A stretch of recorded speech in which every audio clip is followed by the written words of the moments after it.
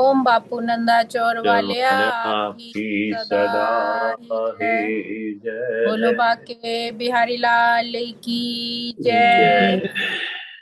भजमन नारायण नारायण हरि हरि, श्रीमन नारायण नारायण नारायण नारायण हरि हरि हरि। हरि तेरी लीला सबसे न्यारी नारी न्यारी, हरि हरि हरि हरि। तेरी लीला सबसे न्यारी न्यारी, हरि हरि।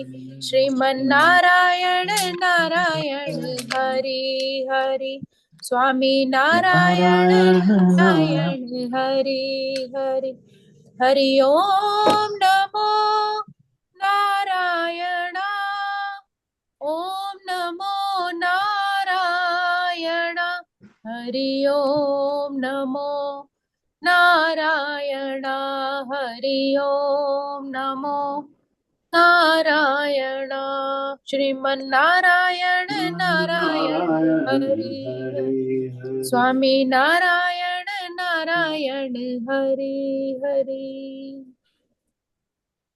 वसुदेव सुतं देवं कंस चाणूरमर्दनं, देवकी परमानन्दं कृष्णं वन्दे जगद्गुरुं, कृष्णं वन्दे जगद्गुरुम्। ओम श्री परमात्मने नमः। श्रीमद् भगवत गीता अष्टमोऽध्यायः।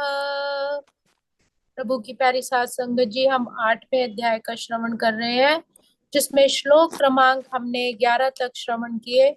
थोड़ा सा सारांश लेके अगले श्लोकों की तरफ जाएंगे।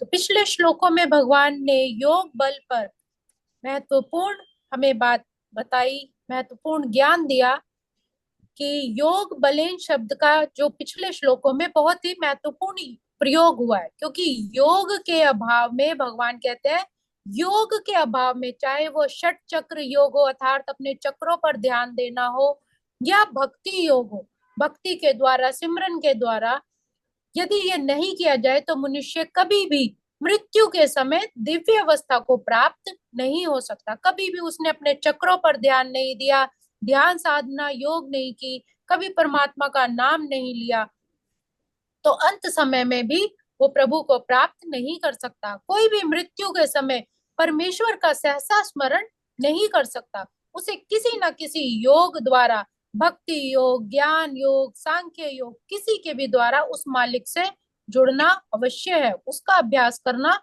जरूरी है। क्योंकि मृत्यु के समय मन इतना अधिक विचलित हो जाता है कि उसको साध पाना बहुत मुश्किल है। जब कभी भी हम परमात्मा का नाम स्मरण करते हैं, चाहे थोड़ी देर के लिए करते हैं, लेकिन उसी समय बहुत सारी विषय वासनाएं वाली, या घर परिवार की, समाज की, भाई बहनों की, संतान की, मित्रों की, सभी की जो स्मृति है, यादें हैं, वो हमारी आंखों के आगे होने लग जाती हैं। वही कार्यकलाप सभी हमारी आंखों के सामने आ जाता है और हमारी भगवान में स्मृति नहीं लग पाती। भगवान कहते हैं उसी वक्त युद्ध करने का समय वही है कि जब भी ध्यान में बैठे, उस परमात्मा का नाम लेने बैठे, जो दूसरे ध्यान में चीजें आ रही हैं उसको मारकर निरंतर नाम सिमरन करना है, अपने ध्यान को उस मालिक के चरणों में लगाना है। इसीलिए प्राचीन समय में शुरू से ही जो राजा महाराजा होते थे या ऋषि मुनि, शुरू से ही वो ब्रह्मचर्य का पालन अपनी संतान को सिखाते थे। किंतु आज के समय में ऐसा संभव नहीं है कि ब्रह्मचर्य का जो पालन है वो शुरू से किया जाए। इसीलिए कलयुग में शास्त्रों के अनुसार चैतन्य महाप्रभु ने पवित्र नाम का जाप करने के लिए कहा है। जो भी नाम पवित्र लगे, अच्छा लगे, उसी का नाम जप करने से परमात्मा का पाया जा सकता है। उसी संदर्भ में अगला श्लोक, श्लोक क्रमांक 12 और 13। सर्वद्वाराणि संयम्य मनोहृदि निरुध्य च, मूर्धन्यादायात्मनः प्राणमास्थितो योग धारणाम्। भगवान उसी संदर्भ में आगे क्या ज्ञान दे रहे हैं कि समस्त इंद्रिय क्रियाओं से विरक्त को योग की स्थिति, योग धारणा कहा जाता है। इंद्रियों के समस्त द्वारों को बंद करके तथा मन को हृदय में और प्राण वायु को सिर पर केंद्रित करके मनुष्य अपने अपने को योग में स्थापित कर सकता है। यहाँ पर परमात्मा अपने निर्गुण निराकार ध्यान की स्थिति को बताते हुए कह रहे हैं कि अपनी क्रियाओं से विरक्त होकर, अर्थात योगाभ्यास के लिए महत्वपूर्ण बता रहे हैं कि अपने इंद्रिय भोग के जो हमारी इंद्रिय द्वार है उनको सबको द्वार बंद करने होते हैं।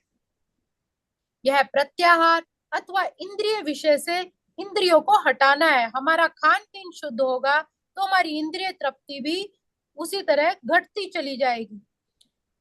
और जिसमें ज्ञान इंद्रियां, इंद्रियां कौन कौन सी आती है, जैसे आंख, कान, नाक, मुंह, हाथ। तो जैसे पतंगा होता है, वो एक लौ के, जब दूर से एक लौ को जलते हुए देखता है तो उसी में जलते जलते उसके प्राण निकल जाते हैं।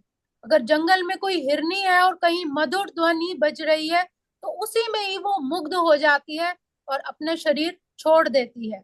इसी तरह भंवरा सुगंधित, उसका स्वाद लेने के लिए सुगंध में ऐसा मोहित हो जाता है कि उसी फिर पुष्प में वो बंद हो जाता है। उसी तरह हथनी, हाथी जो होता है वो स्पर्श के माध्यम से, अपने स्पर्श के द्वारा, सूंड के द्वारा पत्नी को स्पर्श करता है, तो इस तरह वो फिर काम वासना में जाता है। तो ये सब इसीलिए इंद्रिय भोग की सभी हमारी इंद्रियां बताई हैं, आंख, कान, नाक, मुंह, हाथ अर्थात त्वचा। और यहाँ पर इसमें ज्ञानेंद्रियां बताया है, नेत्र, कान, नाक, जीभ, स्पर्श, जो पूर्णतः वश में करके इंद्रिय तृप्ति में लिप्त होने नहीं जाता। अगर इनको वश में कर लिया जाए तब वह उसमें लिप्त नहीं होगी। इस प्रकार मन हृदय में स्थित परमात्मा पर केंद्रित हो जाता है। अगर हम बाहर की इंद्रियों से खींचकर मन को अंतर्मुखी करें, परमात्मा में लगाएं, तो ये फिर बाहर मुखी नहीं होके अंतर्मुखी होके परमात्मा में जाता है। और प्राण वायु को, हमारी जो श्वासें चल रही हैं, उसको निरंतर ऊपर उठाने का अभ्यास करता है। किंतु जैसे पहले कहा जा चुका है कि यह सब व्यवहारिक नहीं, सभी इसके लिए परिपूर्ण नहीं, सभी यह विधि नहीं कर सकते।